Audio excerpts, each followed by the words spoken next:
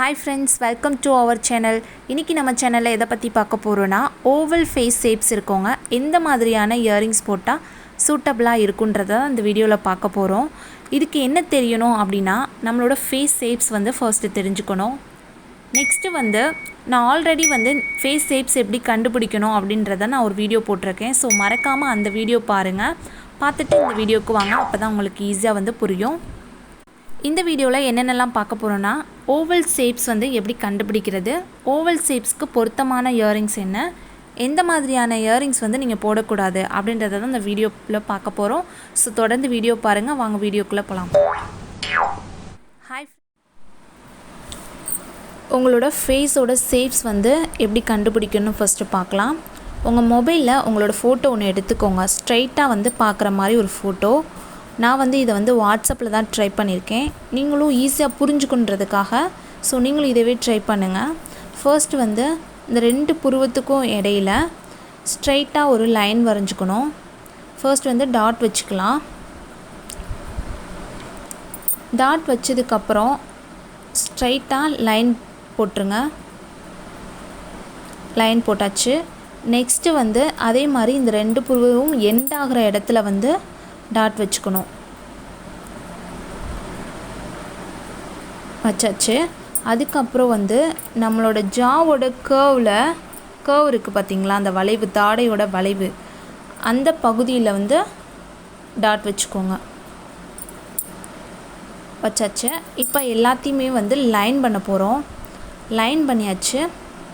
இப்போது நம்மளோட face cover ஆகிற மாதிரி ஃபுல்லாக சர்க்கிள் பண்ண போகிறோம்.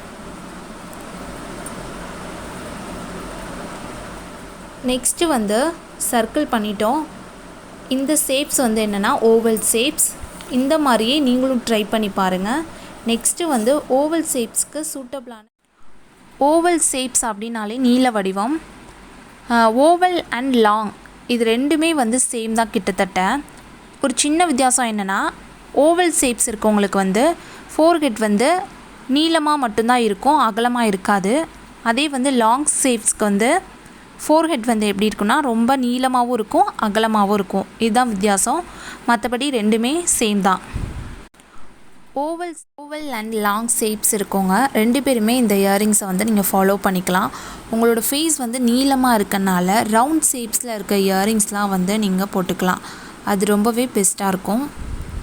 நெக்ஸ்ட்டு ரவுண்ட் ஷேப்ஸ், அப்புறம் கீழே ஜிமிக்கி தொங்குற மாதிரி இயரிங்ஸ் இருக்கும். ஸோ அந்த மாதிரி இயரிங்ஸும் நீங்கள் ட்ரை பண்ணலாம்.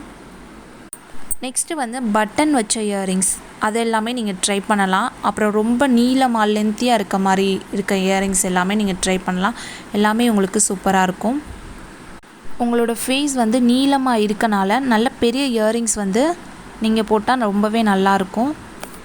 கிட்டத்தட்ட உங்களுக்கு எல்லா இயரிங்ஸுமே நல்லாயிருக்கும், சூட்டபிளாக இருக்கும். ஸோ எல்லாமே நீங்கள் ட்ரை பண்ணுங்கள். தேர்டு ஒன் எந்த மாதிரியான இயரிங்ஸ் போடக்கூடாது அப்படின்னு பார்த்தீங்கன்னா, இந்த ஓவல் ஷேப்ஸ் இருக்கவங்க எந்த மாதிரியான இயரிங்ஸ் போட்டாலும் சூட்டபிளாக இருக்கும், பர்ஃபெக்டாக இருக்கும். ஸோ நீங்கள் கவலைப்படவே வேணாம், கன்ஃபியூஸ் ஆகவும் வேணாம். உங்களுக்கு நீங்கள் எல்லா இயரிங்ஸுமே ட்ரை பண்ணுங்கள், உங்களுக்கு கரெக்டாக இருக்கும். ஸோ இந்த வீடியோ பார்த்தவங்க எல்லாருக்குமே நன்றி.